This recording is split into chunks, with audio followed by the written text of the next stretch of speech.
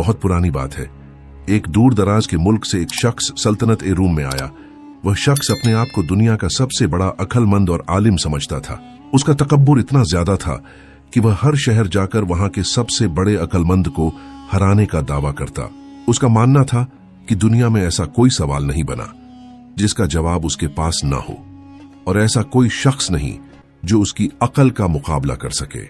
एक दिन वह शख्स उस शहर के दरबार में पहुंचा जहां मुल्ला नसीरुद्दीन रहते थे। उसने भरी महफिल में बादशाह के सामने ऐलान किया, मैंने पूरी दुनिया की सैर की है, बड़े बड़े उलेमा को हरा चुका हूं।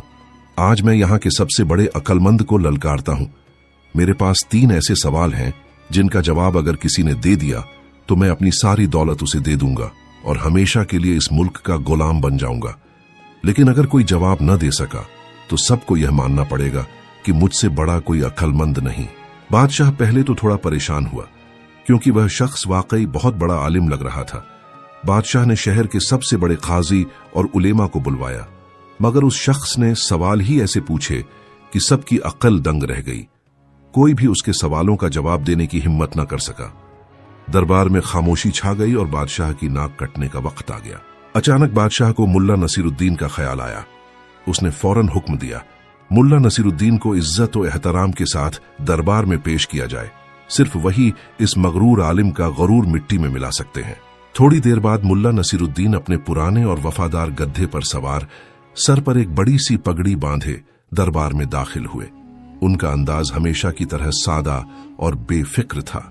उन्होंने बादशाह को सलाम किया और पूछा, जहां पनाह, आज इस गरीब मुल्ला की क्या खिदमत है? बादशाह ने सारा किस्सा सुनाया और उस मगरूर शख्स की तरफ इशारा किया। मुल्ला ने उस शख्स को ऊपर से नीचे तक देखा और मुस्कुराते हुए बोले, ठीक है, मुझे मंजूर है, पूछिए अपने सवाल, लेकिन याद रखिएगा, अगर मेरे जवाब ने आपकी अक्ल को थका दिया तो फिर आपको अपनी शिकस्त तस्लीम करनी होगी। वह मगरूर शख्स मुल्ला की सादगी देखकर अंदर ही अंदर हंसने लगा। उसने सोचा कि यह देहाती मुल्ला मेरे सवालों का बोझ कैसे उठाएगा। उसने अपना पहला सवाल पूछने की तैयारी की, जबकि पूरा दरबार सांस रोके मुल्ला नसीरुद्दीन की तरफ देख रहा था। मुल्ला नसीरुद्दीन बड़े आराम से अपने गड्ढे के पास खड़े हो गए और बोले, भाई, वक्त जाया न करो, पहला सवाल करो। दरबार में मौजूद हर शख्स की नजरें अब उस मगरूर आलिम पर जमी थीं। उसने तंजिया मुस्कुराहट के साथ मुल्ला नसरुद्दीन की तरफ देखा और अपना पहला सवाल दागा, ऐ मुल्ला, तुम खुद को बड़ा दाना समझते हो तो बताओ, इस पूरी जमीन का वह कौन सा नुक्ता है जहां से यह जमीन शुरू होती है और वहीं पर उसका बीच का हिस्सा है? सवाल सुनकर दरबार में मौजूद बड़े बड़े उल्मा एक दूसरे का मुंह ताकने लगे। ये एक ऐसा सवाल था जिसका जवाब देने के लिए बड़ी बड़ी किताबें और नक्शे दरकार थे। सबका ख्याल था कि मुल्ला अब बुरी तरह फंस जाएंगे, क्योंकि जमीन की पैमाइश करना किसी इंसान के बस में न था। मुल्ला नसरुद्दीन ने एक लम्हे के लिए भी सोचने में वक्त जाया नहीं किया। उन्होंने बड़ी संजीदगी से अपने हाथ में पकड़ी हुई लाठी उठाई और अपने गधे के पिछले बाएं पांव के ऐन नीचे जमीन पर गाड़ दी। फिर वह उस आलिम की तरफ मुड़े और बड़े एतिमाद से बोले, जनाब, जमीन का मरकज बिल्कुल यही जगह है जहां मेरे गधे का यह पैर रखा हुआ है। अगर आपको मेरी बात पर यकीन नहीं आता तो फीता उठाइए और अभी पूरी जमीन को दोनों तरफ से नाप कर देख लीजिए। अगर 1 इंच का भी फर्क निकला तो मैं अपनी हार मान लूंगा। वह आलिम हक्का बक्का रह गया। उसने गुस्से से कहा, यह क्या मजाक है मुल्ला, मैं भला इस पूरी जमीन को कैसे नाप सकता हूं? मुल्ला नसरुद्दीन ने इत्मीनान से जवाब दिया, अगर आपके पास जमीन नापने का कोई तरीका नहीं है तो आप ये दावा कैसे कर सकते हैं कि मेरा जवाब गलत है? आपने सवाल पूछा, मैंने जवाब दे दिया, अब उसे गलत साबित करना आपका काम है। पूरे दरबार में वाह वाह का शोर मच गया। बादशाह भी मुल्ला की इस हाजिर जवाबी पर मुस्कुराए बिना न रह सके। पहले सवाल का मुंह तोड़ जवाब सुनकर वह मगरूर आलिम थोड़ा तिल मिला गया था। उसने सोचा कि शायद पहला जवाब मुल्ला ने तुक्के में दे दिया है, लेकिन अगला सवाल इतना मुश्किल होगा कि मुल्ला की अक्ल ठिकाने आ जाएगी। दरबार में खामोशी छा गई थी। सब लोग अगले सवाल का इंतजार कर रहे थे।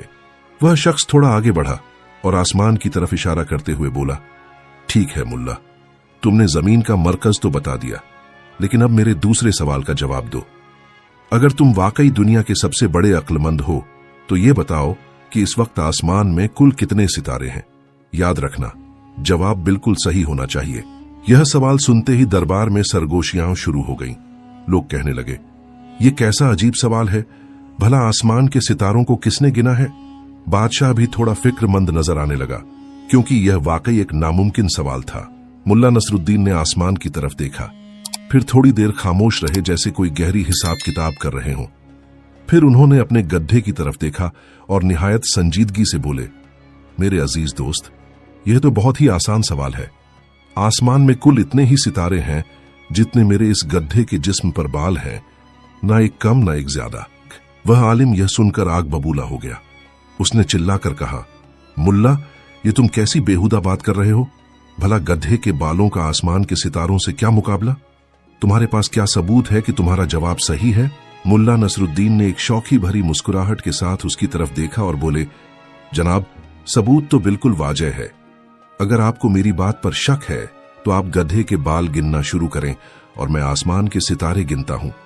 अगर गिनने के बाद एक भी बाल सितारों से कम या ज्यादा निकला तो मैं अपनी शिकस्त तस्लीम कर लूंगा। क्यों है ना मुनसिफाना सौदा? पूरा दरबार कहकहों से गूंज उठा। वह मगरूर शख्स शर्म से पानी पानी हो गया। उसे पता था कि न वह आसमान के सितारे गिन सकता है और न ही गड्ढे के बाल।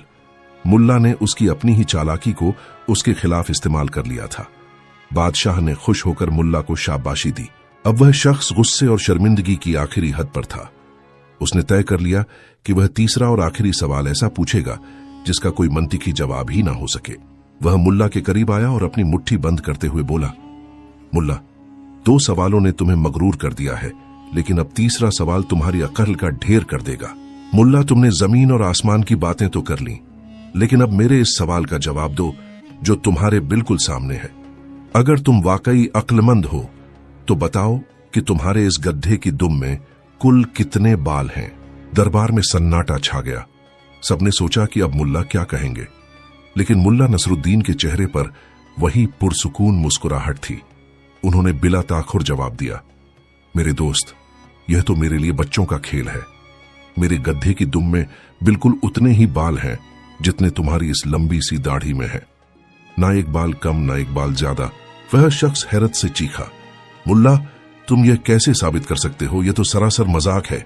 मुल्ला ने निहायत संजीदगी से उसकी दाढ़ी की तरफ हाथ बढ़ाया और बोले, साबित करना तो बहुत आसान है।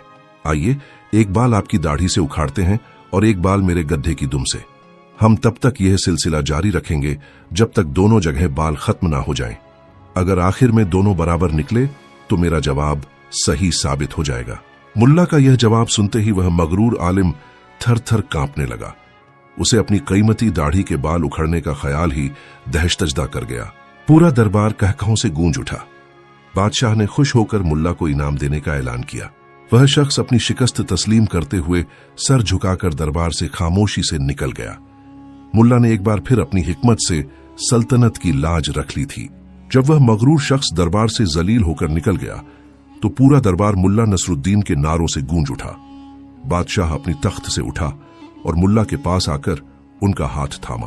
बादशाह ने हैरत से पूछा, मुल्ला, आपने उस शख्स को ऐसे लाजवाब किया कि वह अपनी सारी दानाई भूल गया। क्या वाकई आपको इन सब चीजों का सही हिसाब मालूम था? मुल्ला नसरुद्दीन ने निहायत सादगी से मुस्कुराते हुए जवाब दिया, जहां पनाह इल्म और हिकमत का मकसद किसी को नीचा दिखाना या मुश्किल सवाल पूछना नहीं होता।